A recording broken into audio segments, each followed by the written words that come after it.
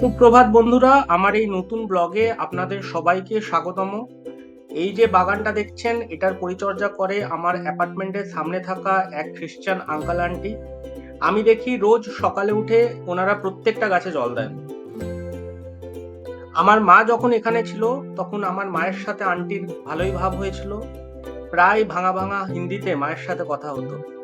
আমি যতটুকু জেনেছি ওনাদের কোনো সন্তান নেই, কিন্তু খুবই হেল্পফুল ওনারা। আপনারা সবাই জানেন কেরলে প্রধানত মালায়ালাম ভাষায় কথা বলা হয়, তাই ভাষার তো একটা সমস্যা আছেই। খুব কমই লোক এখানে হিন্দি বলতে পারেন। একবার রাত 11টা নাগাদ শর্ট সার্কিটের জন্য আমার অ্যাপার্টমেন্টের কারেন্ট চলে গেছিল, আর অত রাতে আমার কেয়ারটেকারও ফোন তুলছিল না। তখন আঙ্কেলই লোকাল ইলেকট্রিশিয়ান ডেকে ঠিক করিয়ে দেন প্রবলেম। এছাড়াও মাঝে মাঝেই খোঁজ নিতে থাকেন যে আমাদের কোনো সমস্যা হচ্ছে কিনা।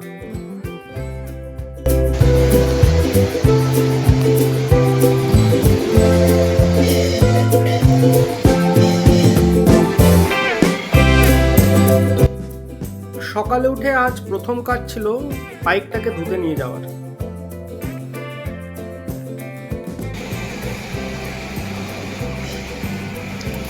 টুরিস্ট প্লেস হওয়ায় কোচিতে ওলা উবেরের ফেয়ার কিন্তু খুব ভালোই।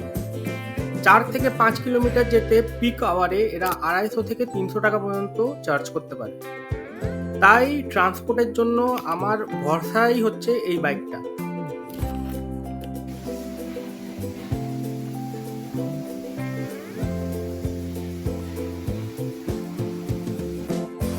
চকচকে বাইক নিয়ে এবার চলে এলাম সেলুনে। চুলগুলো অনেক বড় হয়েছে, আর সারা সপ্তাহ যাবত আর টাইম পাওয়া যাবে না।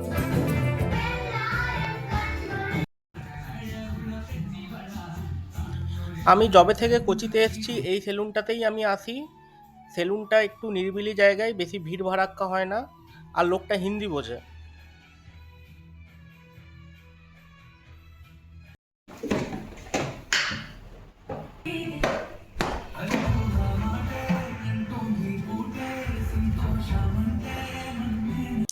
অফিস আজকে একটু দেরি করে যাওয়ায় আমি প্রথমেই চলে গেছিলাম লাঞ্চ করতে।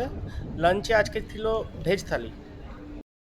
ভেজ থালিতে ছিল 2 রকমের সবজি, একটা নারকেলের চাটনি, পাঁপড়, সাম্বার ডাল, ভাত আর পায়সাম।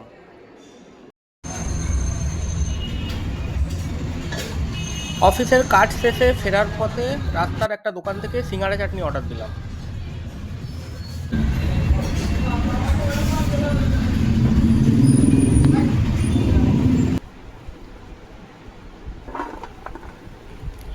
অনেক চেষ্টা করা সত্ত্বেও আমি রুটি করাতে কোনোদিনও সড়গড় হতে পারিনি। প্রত্যেকবারই আমার রুটিগুলো পাঁপড়ের মতনই হয়ে যায়। তাই আর বৃথা সময় নষ্ট না করে অফিসের পথে আমি রুটি কিনে নিয়ে চলে আসি।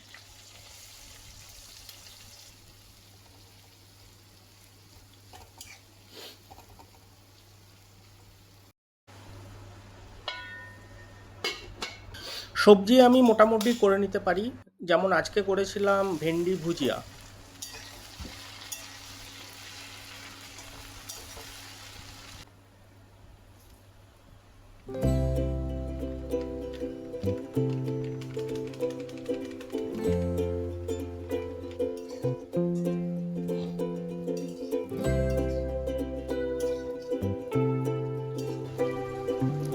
আজকের ভিডিও এই অবধি।